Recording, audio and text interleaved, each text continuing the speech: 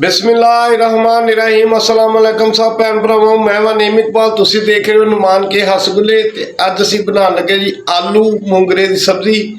बहुत ही मज़ेदार ते बहुत ही जबरदस्त बनती है तो वीडियो भजा भजा के ना वेखियो ते आओ शुरू करने आलू मूंगरे की सब्जी बनानी। कोई कढ़ाई असीं ला ली चुल्हे ते 80 ग्राम असीं घ्यो पावांगे।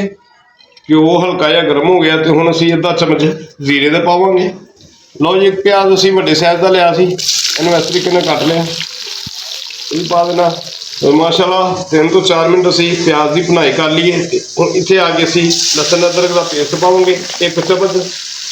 ये 1 चम्मच जिहड़ा ना जिन्नी कोई सब्जी हुंदी उस हिसाब नाल पाना पैंदा। साडी रेसिपी जिहड़ी 1 किलो 1.5 किलो की हुंदी है साडे वेखण वाले ना कहणगे 1 चम्मच पाता 1.5 पाता क्योंकि रेसिपी के हिसाब नाल हुंदा है जिन्नी सब्जी बनानी होवे। इत्थे असीं पावांगे 4 तो 5 सब्ज़ मिर्चां चॉप कीतियां होईयां इन्हां दी भुनाई कर ली। 1 टमाटर असीं लिया वड्डे साइज का 1 असीं इहनूं कट लिया। अगर छोटे साइज च होण तो 2 पा लिओ साडे कोल वड्डे साइज हैगा सी असीं इहनूं 1 ही पाया। लो जी इसे तरीके नाल 2 तो 3 मिनट असीं भुनाई कर ली टमाटरां तो बाद। हुण असीं पावांगे मसाले हाफ चम्मच नमक दा 1 चम्मच लाल सुरख मिर्च का अद्धे चम्मच नाल घट हल्दी अद्धा चम्मच सुके धनिए का भुनाई करांगे मिर्च मसाले की ते हल्का जिहा पानी लगावांगे।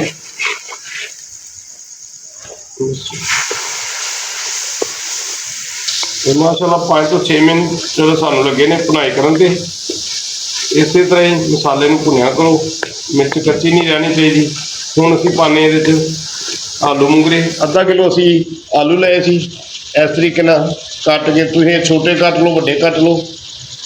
यह हुण पानी चों कट के कढ़ाई च पाओगे। अद्धा किलो ही असीं मूंगरे लए सी सैडां तो इहदियां डंडियां उतारतियां सी असीं इस साइज दे बनाए ने तुसीं छोटे वड्डे रख सकदे जे। ये भी पानी च असीं भिगो के रखे सी ते 3 तो 4 दफ़ा इन्हूं पानी च धोना है क्योंकि इन्हां दे स्प्रे होई हुंदी है। अच्छी तरह धोना खुले पानी नाल।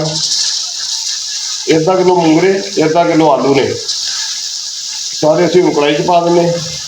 तो हुण असीं आलू मूंगरे मिक्स कर लीए मसाले दे विच। लो जी इसे तरीके नाल इहनूं असीं 3 तो 4 मिनट भुनाई करांगे। फिर असीं इहदे च पानी कितना लाना है कितनी देर वास्ते कवर करना है वो भी तुहानूं दसदे हां। 1 किलो सब्जी की रेसिपी है। तो माशाअल्लाह 4 तो 5 मिनट असीं भुनाई कर लीए। हुण असीं इहदे च पानी पावांगे। पानी पाना है सिर्फ अद्धा कप इस तो ज़्यादा नहीं पाना क्योंकि मूंगरियां ने भी पानी छड्डना है। एक दफ़ा मिक्स कर लीए तो फिर असीं इहनूं कवर करना है 20 मिनट वास्ते। हुण असीं इहनूं कवर करन लगे घट तो घट 20 मिनट लगणगे 20 मिनट बाद मिलते हैं। तो अग असीं इहदी कर दिंदे आ दम वाली इस तरह के चौलों में दम देई देना 20 मिनट बाद दोबारा मिलांगे। माशाअल्लाह 10 मिनट हो गए 10 मिनट बाद चेक करन लगे हैं कि आलूआं च किन्नी क देर है। तो आलू जो भी लैने आ फिक्के लैने आ मिठे आलू नहीं लैने नहीं तो सब्जी जी ना अच्छी नहीं बनेगी। हाले हाड़ है ने देख सकते जी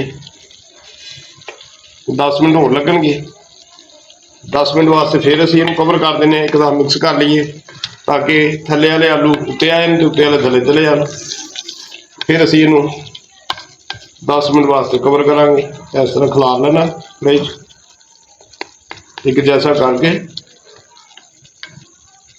असीं 10 मिनट हाले होर देंगे। माशाअल्लाह 20 तो 22 मिनट हो गए ने।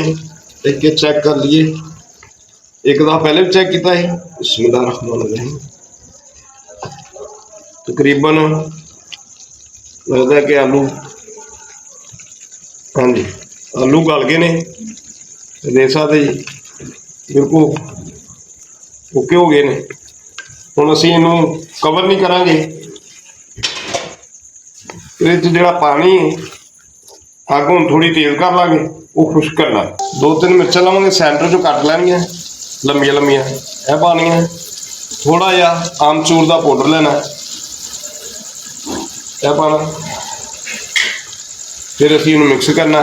इसदा पानी जिहड़ा थोड़ा बहुता रहिंदा उहनूं खुश्क करना, क्योंकि पानी तुहानूं दस्सिआ कि बिल्कुल थोड़ा लगदा, अद्धा कप लाया।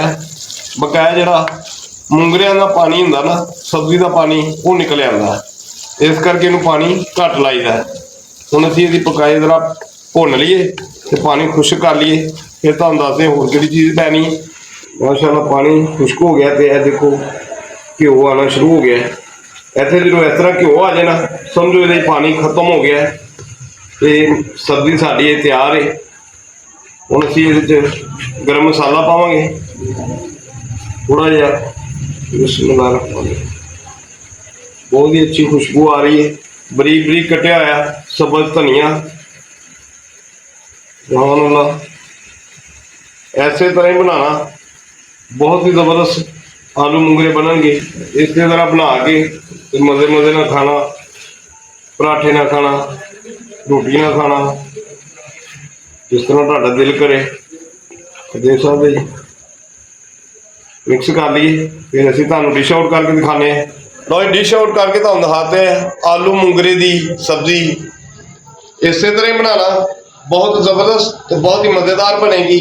अज की साडी रेसिपी अच्छी लगी है, इनू लाइक करना, शेयर करना, कमेंट करना, सबसक्राइब कर दिया करो। यारां दोस्तां शेयर कर दिया करो, भैणां भरावां रिश्तेदारां च। अगे नवीं रेसिपी दे नाल फिर हाज़र होवांगे। उन्नी देर तक अल्लाह हाफिज़।